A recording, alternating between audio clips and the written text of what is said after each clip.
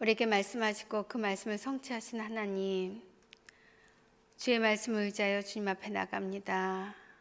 말씀 앞에서 우리가 그 말씀의 깊이와 높이와 넓이를 알아 주님의 마음을 알아 주의 뜻 가운데 서는 자, 그것을 이루는 자 되게 하여 주시옵소서. 그렇게 함께 하실 주님을 찬양하며 감사드리며 예수 그리스도 이름으로 기도드렸습니다. 아멘. 공동체 성경 읽기 함께 하시는 한 분 한 분 환영합니다. 오늘 계속해서 우리가 사도행전 말씀을 읽을 텐데요. 이번 주의 내용을 같이 나누고 또 오늘의 내용을 읽도록 하겠습니다. 사도행전에는 1차, 2차, 3차 전도행에 대한 내용이 나오는데요. 2차 전도행은 15장 36절에서부터 18장 22절까지를 보게 됩니다. 그 안에 16장, 17장, 18장이 나오죠. 15장에 나오는 예루살렘 공회 이후에 그래서 AD 49년 정도를 보는데요. 그때쯤 2차 전도행이 시작된 것으로 우리가 추정할 수 있습니다. 16장에서는 빌립보를 지나갔고요. 17장에서는 데살로니가, 베레와 아덴을 지나갑니다. 18장에서는 고린도 또 에베소에 돌아오게 되는데요. 주로 유럽으로 마게도니와 큰 도로 얘기할 때는 마게도니와 아가야 지방을 다녀옵니다. 바울의 1차 전도 여행을 다녔던 곳이 포함된다는 것을 우리가 알 수 있습니다. 주의 말씀을 전했던 곳에 다시 방문해서 그들이 어떻게 지내고 있는지 신방하는 것입니다. 이것은 목회적으로 아주 중요한 포인트이기도 합니다. 2차 전도행은 육로로 1차 전도행 때 다녀온 더베, 루스드라를 들어갑니다. 루스드라에서는 나면서부터 걷지 못하는 자가 일어났고요. 그곳에서 디모데와 합류하게 되죠. 2차 전도여행 때 디모데와 합류하고 자신이 1차 전도여행을 다녔던 곳을 돌아보고 믿음을 굳게 지켜가는지를 살펴보고 굳건하게 세워가는 것을 볼 수 있습니다. 바울의 목회적인 모습들을 우리가 볼 수 있습니다. 바울은 안디옥에서 실라와 루스드라에서 디모데와 또 드로아에서 누가와 함께 이렇게 합류해서 전도여행을 다니게 되죠. 드로아에서 배를 타고 사모드라게 네아폴리 항구로 들어가서 빌립보 마게도니아의 첫 성에 도착하고 이제 유럽의 첫 번째 교회의 탄생을 이룹니다. 빌립보는 에그나티아 도로가 지나가는 곳인데요. 이것은 로마의 동방이라는 콘스탄티노플을 이어주는 정치 군사적으로 아주 중요한 요충지입니다. 그래서 출신과 종교가 다양한 사람들이 함께 살아가는 그러한 도시이기도 합니다. 바울 일행은 새로운 지역에 들어가면 회당을 찾아 들어가 말씀을 전했습니다. 그런데 빌립보에서는 안식일에 기도할 것을 찾아다녔는데 없었습니다. 유대인 성인 10명만 모여도 회당 예배가 시작되는데요. 이곳에는 유대인이 적었다는 것입니다. 또 회당이 없으므로 바울은 강가로 나가는데요. 이것은 유대인 공동체는 회당이 없을 경우엔 강가에 모여서 기도했기 때문입니다. 이곳에서 자주장사 루디아를 만나게 되는데요. 루디아는 하나님을 경외하는 사람으로 이 루디아의 마음을 주께서 여셔서 바울이 말씀을 전할 때 그 말씀을 따르게 하시고요. 이 축복은 자신만으로 끝난 것이 아니라 그와 그 집이 다 세례를 받습니다. 한 사람의 변화는 이렇게 그 가족 구원을 가져다주는 축복이 되는 것입니다. 너무나 중요하다는 것이죠.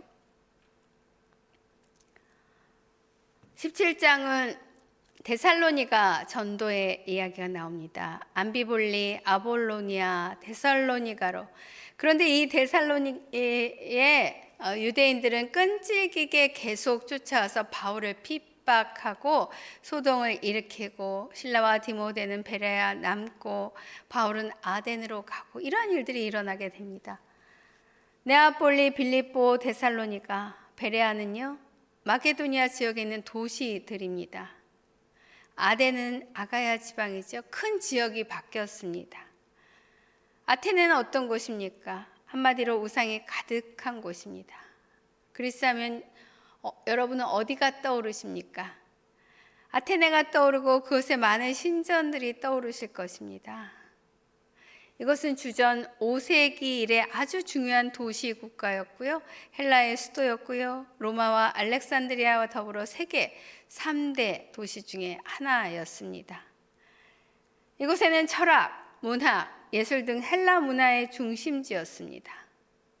바울 당시는 물론 로마에 합병된 상태였지만 데살로니가처럼 자유시로 취급했고 당시에는 로마 제국의 철학의 중심지 역할을 하고 있었습니다. 바울은 장터에서는 날마다 변론하고 에피쿠로스와 스토아 철학자들과도 쟁론하고 아레오파고에 서서 아주 당당하게 알지 못하는 신들에게까지 마음을 빼앗기는 종교심이 많은 이 사람들에게 설교를 합니다. 놀라운 일이죠. 창조주 하나님에서부터 심판과 정해진 사람 메시아를 보내신가 부활을 말합니다. 하나님만이 유일한 참신이시며 온 우주 만물과 역사의 주관자이십니다. 이것을 말하지만 이들은 아덴 사람들은요, 창조도 부인하고 내세도 부인하고 심판도 부정합니다. 부활을 듣고 조롱하는 사람들도 있었지만 믿는 자가 있었습니다. 아레오바고 갈리 디오누시오와 또 다마리아라 하는 여자와 또 다른 사람들이 믿음을 가진 것입니다. 복음을 끊임없이 전해져야 합니다. 그것에 역사하시는 분은 오직 성령 하나님이심을 다시 보여주고 있습니다. 18장에 아덴에서 고린도로 이동합니다. 고린도는 어떤 곳입니까? 아가야 지방의 수도이기도 했지만요, 로마 제국의 최대 상업 도시 중에 하나였습니다. 이곳에서 아굴라 부부를 만납니다. 아굴라와 브리스길라 부부 고향은 본도인데요, 유대인이고 로마에 살다가 추방을 당해서 고린도까지 온 것입니다. 바울은 이곳 고린도에서 1년 6개월간 머물면서 데살로니가 전 후서를 써서 보냅니다. 바울이 유대인들에게 예수는 그리스도라고 증언하는데 그들은 대적해서 비방합니다. 그렇죠. 그 당시 유대인들이 어떤 사람들이었습니까? 이에 바울은 방향을 바꿉니다. 바울은 고린도에 1년 6개월을 머물면서 하나님의 말씀을 가르칩니다. 3차 전도 여행은요, 안디옥에서 출발해서 길리기아, 더베, 루스드라, 이고니온, 비시디아, 안디옥을 지나서 부르기아를 관통해서 에베소로 향합니다. 3차 전도 여행은 아시아에 집중하게 되는데요, 에베소에서 회당에서 3개월간, 두란노 서원에서 2년 동안 보내고 마게도니아로 건너갔죠. 빌립보에서 데살로니가와 베레아를 지나서 육로로 산맥 사이에 그리스 중심을 관통해서 아덴을 거쳐서 고린도로 향합니다. 반대로 빌립보를 향해서 돌아옵니다. 돌아오는 길에 밀레도에서 장로들을 만나고 두로를 거쳐 가이사라에서 예루살렘으로 올라갑니다. 3차 전도 여행에서 가장 많은 시간을 보낸 곳은 에베소입니다. 당시 에베소는 아시아의 중심지로 후대 서신서의 중심지가 됩니다. 이곳에서 기록한 성경을 보면 고린도전서, 고린도후서, 그리고 요한복음, 요한 1, 2, 3서 등이 있고요. 에베소서, 디모데전후서, 베드로전서, 요한계시록 등은요, 많은 성경이 에베소와 관련이 있습니다.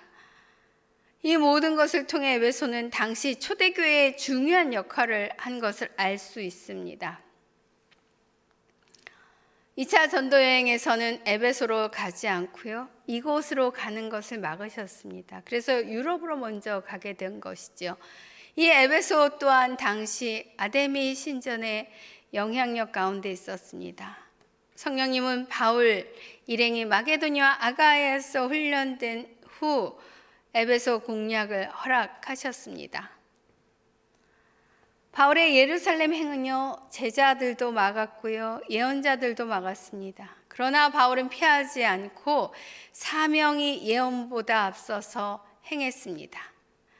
말씀이 우리를 변화시킬 수 있습니다. 매일매일 그래서 말씀을 통해서 여러분의 삶을 조명하시는 성령님을 만나고요, 순종함으로 말씀 운동을 해나가는 여러분 되시기를 바랍니다.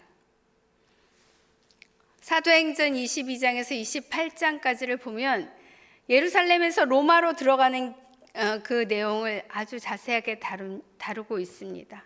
3차 전도 여행 이후에 예루살렘에서 체포되어서 로마로 들어가는 여정을, 또 4차 전도 여행으로 봅니다. 바울은 신문 과정 가운데 천부장에게 자신이 로마 시민권자임을 밝히게 되죠. 천부장은 바울을 유대인들이 죽이려는 음모를 듣고 밤에 가이사라로 후송 보냅니다. 가이사라에는 헤롯 대왕이 있었는데요. 헤롯 대왕이 만든 인공적인 항구 도시입니다. 로마 황제를 위해서 가이사라라는 새로운 이름으로 불렀습니다.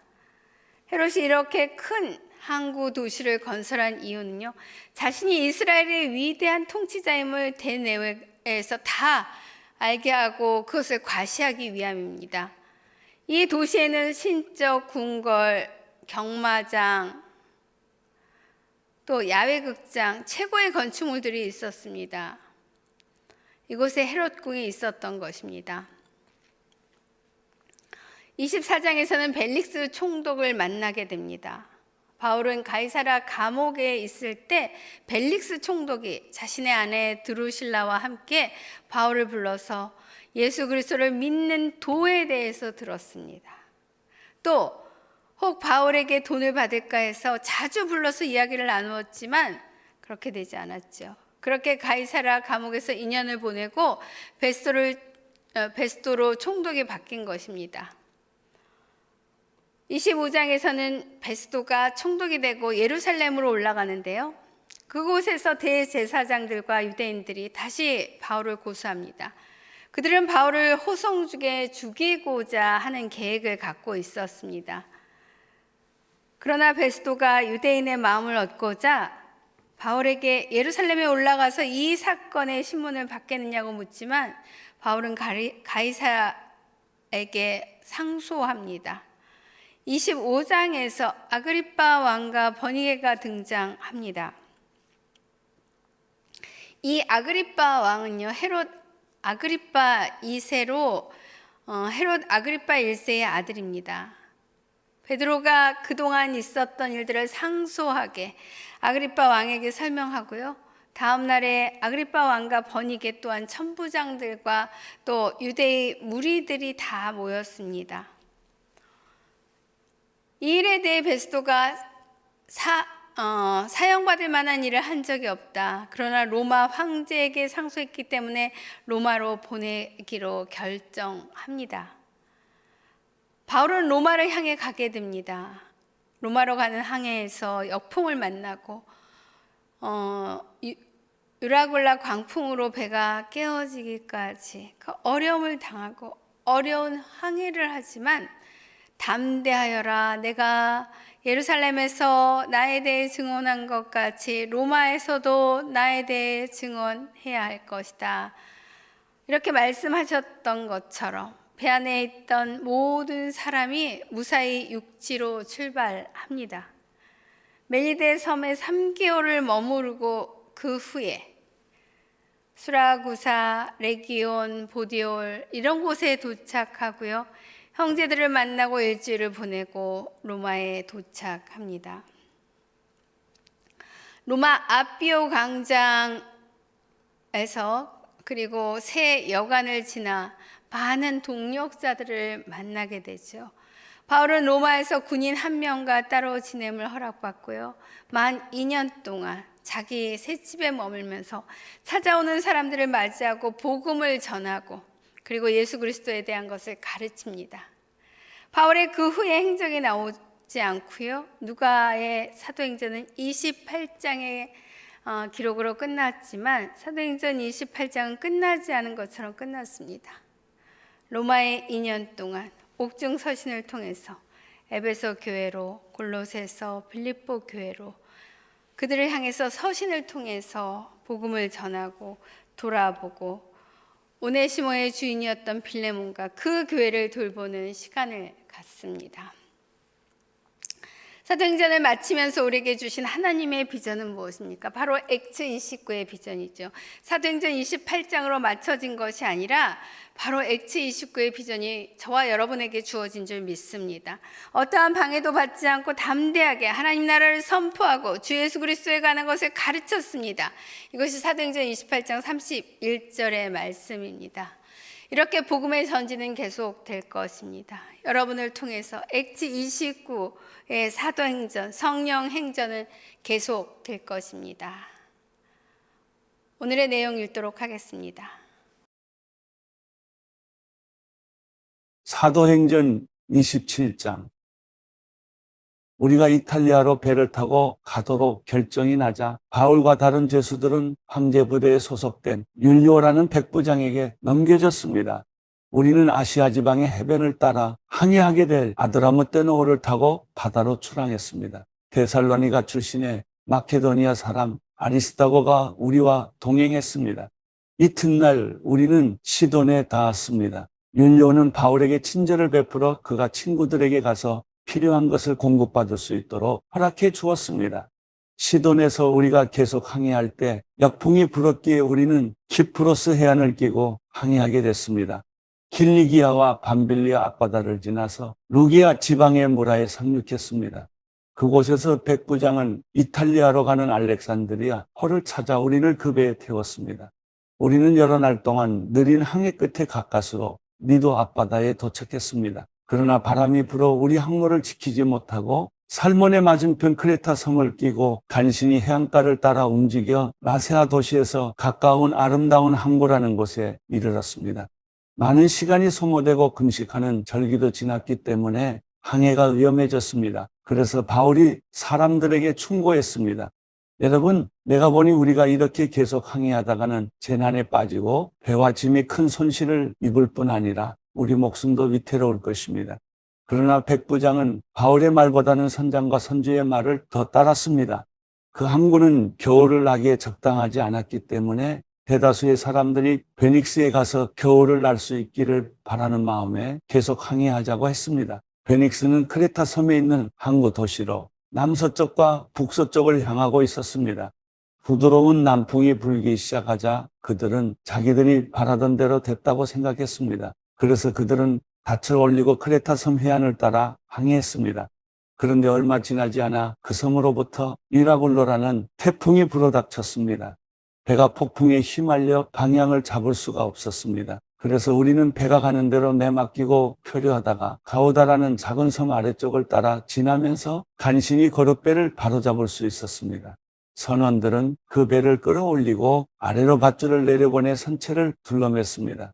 그대로 가다가는 배가 스르디스 해안의 모래 언덕에 처박힐까 두려워 그들은 닻을 내려 배가 표류하게 했습니다. 우리는 폭풍에 몹시 시달리다 못해 이튿날에는 선원들이 짐을 바다에 던져넣기 시작했습니다. 3일째 되는 날에는 선원들이 배의 장비들을 자기들의 손으로 내던졌습니다. 여러 날 동안 해와 별도 나타나지 않고 폭풍만 계속 불어닥치자 결국 우리는 구조될 모든 소망을 포기했습니다. 사람들이 오랫동안 아무것도 먹지 못하고 있는 가운데 바울이 일어나 그들 앞에 서서 말했습니다. 여러분, 크레타 섬에서 항해하지 말라는 내 충고를 들었더라면 이런 타격과 손실은 입지 않았을 것입니다. 그러나 이제 내가 여러분에게 당부합니다. 여러분 가운데 아무도 목숨을 잃지 않고 배만 손상될 것이니 안심하기 바랍니다. 어젯밤 내 하나님, 곧 내가 섬기는 하나님의 천사가 내 곁에 서서 바울아, 두려워 마라. 내가 마땅히 가이사 앞에 서야 한다. 그래서 하나님께서 너와 함께 항해하는 모든 사람들의 생명을 내게 맡겨주셨다. 라고 하셨습니다. 그러니 여러분 안심하십시오. 나는 하나님을 믿으니 내게 말씀하신 대로 이루어질 것입니다. 그러나 우리는 밀려서 어느 섬에 닿게 될 것입니다. 14일째 되는 날 밤에 우리는 아드리아 바다 위에서 표류하고 있었습니다. 한밤중이 됐을 때 선원들은 무태 가까이 왔음을 직감했습니다. 수심을 재어보니 물의 깊이가 약 25루기아였습니다. 조금 있다가 다시 재어보니 약 15오루기아였습니다. 우리가 암초에 부딪히게 될까 두려워 선원들은 고물에서 4개의 닻을 내리고 날이 밝기만을 바랐습니다. 그런데 선원들은 도망칠 속셈으로 뱃머리에서 닻을 내리는 척하면서 거룻배를 바다에 띄웠습니다. 그때 바울이 백부장과 군인들에게 말했습니다. 이 사람들이 배 안에 같이 있지 않으면 당신들도 구조되지 못할 것이요. 그러자 군인들은 거룻배에 묶여있던 밧줄을 끊어 거룻배를 떼어버렸습니다. 날이 밝아올 무렵 바울은 그들 모두에게 무엇이든 먹어두라고 권하며 말했습니다. 지난 14일 동안 여러분은 계속 마음을 졸이면서 아무것도 먹지 못하고 굶고 지냈습니다. 그러므로 이제는 여러분이 음식을 좀 먹어둘 것을 권합니다. 그래야 살아남을 수 있습니다. 여러분 가운데 어느 누구도 머리카락 하나라도 잃지 않을 것입니다.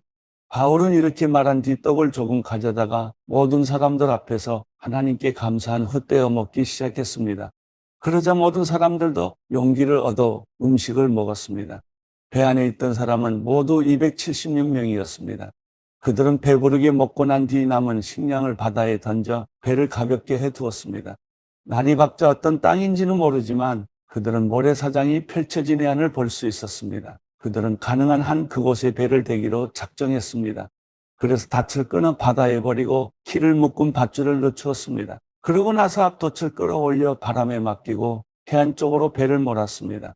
그러나 배가 모래 언덕에 부딪혀 좌초됐습니다. 두 물살이 합쳐지는 곳에 걸리는 바람에 뱃머리는 꽉 박혀 옴짝달싹도 하지 않았고 배 뒤쪽은 거센 파도 때문에 깨어졌습니다. 군인들은 죄수들이 헤엄쳐 도망가지 못하도록 죽일 계획이었습니다. 그러나 백부장은 바울의 목숨을 살려줄 생각에 군인들의 뜻을 막았습니다. 그는 수영할 수 있는 사람은 물에 먼저 뛰어들어 육지로 올라가라고 명령했습니다. 남은 사람들은 널빤지나 부서진 배 조각을 붙잡고 나가도록 했습니다. 이렇게 해서 모든 사람이 무사히 육지로 구출됐습니다. 사도행전 28장. 무사히 해안에 도착하고서야 우리는 그곳이 몰타 섬이라는 것을 알았습니다.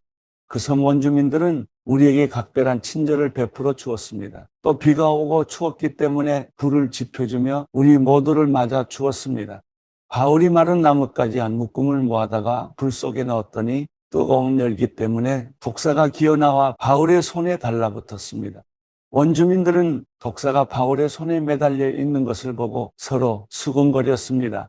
이 사람은 살인자가 분명하다. 그가 바다에서는 살아났지만 정의의 여신이 그를 살려두지 않나 보다.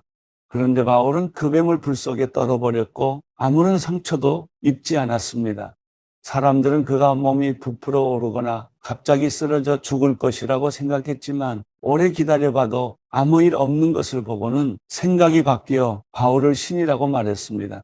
그 섬의 추장인 보블리오가 그 근처에 자신이 소유한 땅을 갖고 있었습니다. 그는 우리를 자기 집으로 맞아들여 3일 동안 극진히 대접해 주었습니다. 그의 아버지는 열병과 이질에 걸려 병상에 누워 있었습니다. 바울은 그를 방문해 기도하고 그 사람의 몸에 손을 얹어 고쳐 주었습니다. 이 일이 있고 나서 그 섬에 사는 다른 병자들 놓아서 낫게 됐습니다. 그들은 여러모로 우리를 잘 대접해 주었고 우리가 그 섬을 떠날 때는 우리에게 필요한 물건까지 공급해 주었습니다. 석 달이 지난 후 우리는 그 섬에서 겨울을 지낸 알렉산드리아 배를 타고 항해 길에 올랐습니다. 이 배에는 디오스구로라는 쌍둥이 신의 형상이 새겨져 있었습니다. 우리는 수라보사에 닿았고 그곳에서 3일 동안 지냈습니다. 다시 항해를 시작해 우리는 레기온에 도착했으며 이튿날에는 남풍이 일어 그 다음 날에 보디올에 닿았습니다. 보디올에서 우리는 형제들을 만나게 됐고 그들의 초청을 받아 함께 일주일을 지냈습니다. 그러고 나서 우리는 로마에 도착했습니다. 그곳 로마의 형제들은 우리가 온다는 말을 전해 듣고 우리를 맞으려고 아비오 광장과 세여관이라는 곳까지 나와 있었습니다. 바울이 이 사람들을 보게 되자 하나님께 감사하면서 용기를 얻게 됐습니다. 우리가 로마에 도착했을 때 바울은 자신을 지키는 군인 한 명과 함께 따로 지낼 수 있도록 허락받았습니다. 3일이 지난 뒤 바울은 유대 사람 지도자들을 불렀습니다. 그들이 모이자 바울이 말했습니다. 내 형제들이여, 나는 내 동족이나 우리 조상들의 관습을 거스르는 일을 한 적이 없는데도 예루살렘에서 체포돼 로마 사람들에게 넘겨졌습니다.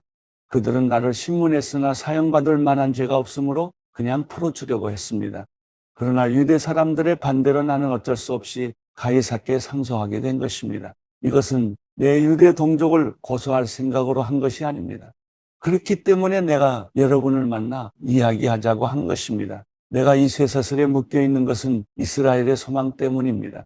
유대 사람들이 바울에게 대답했습니다. 우리는 당신에 대해서 유대로부터 편지를 받은 적도 없고 그곳에서 온 형제들도 당신에 대해 나쁘게 보고하거나 말한 적이 없습니다. 그러나 우리는 당신의 생각을 듣고자 합니다. 이 종파에 대해서는 어디에서든 반대가 있음을 알기 때문입니다. 그들이 바울을 만날 날짜를 정하고 많은 사람들이 그의 숙소로 찾아왔습니다. 그는 아침부터 저녁까지 그들에게 하나님 나라에 대해 증언했고 모세의 율법과 예언서들로부터 예수에 관해 설득시키려고 했습니다. 어떤 사람들은 바울의 말을 믿었지만 믿지 않는 사람들도 있었습니다. 그들이 서로 의견이 엇갈린 채 떠나려 하자 바울이 한마디 덧붙였습니다. 성령께서 예언자 이사야를 통해 여러분의 조상들에게 하신 말씀이 옳습니다. 이 백성들에게 가서 말하라. 너희가 듣기는 들어도 깨닫지 못하고 너희가 보기는 보아도 알지 못할 것이다. 이 백성들의 마음이 무뎌지고 귀는 듣지 못하고 눈은 감겨 있다. 이는 그들이 눈으로 보고 귀로 들으며 마음으로 깨닫고 내게 돌아와 고침을 받지 못하게 하려는 것이다. 그러므로 여러분은 하나님의 구원이 이방 사람들에게로 갔다는 것을 알아야 합니다. 그들은 듣게 될 것입니다. 바울은 만 2년 동안 자기 셋집에 머물면서 자신에게 찾아오는 모든 사람을 맞아들여 어떠한 방해도 받지 않고 담대하게 하나님 나라를 선포하고 주 예수 그리스도에 관한 것을 가르쳤습니다.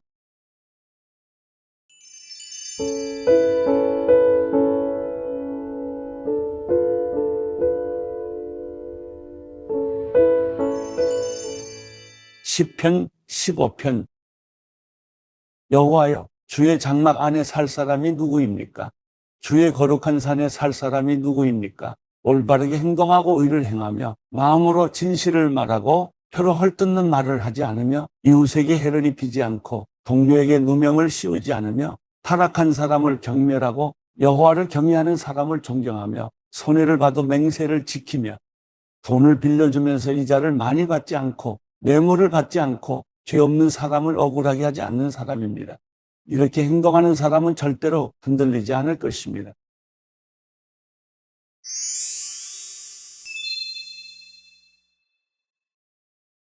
어떠한 방해도 받지 않고 담대하게 하나님 나라를 선포하고 주 예수 그리스도에 관한 것을 가르쳤습니다. 그렇습니다. 성령님, 우리 가운데 오셔서 우리를 변화시키시고 이제는 복음의 담대한 증인으로 서게 하시니 감사합니다. 날마다 그 은혜를 기억하고 그 은혜로 살아내는 자 되게 하여 주시옵소서. 이제는 우리 주 예수 그리스도의 그 크신 은혜와 하나님 아버지의 끝없는 사랑과 성령 하나님의 감동, 교통, 역사하심이 다시 한번 우리의 마음을 주님 앞에 확정하고 주의 길을 따라가기로 결단하며 예배하며 나가는 성도들 머리 위에 그들의 삶과 그들의 가정 가운데 지금부터 영원히 함께 하시기를 간절히 축원하옵나이다.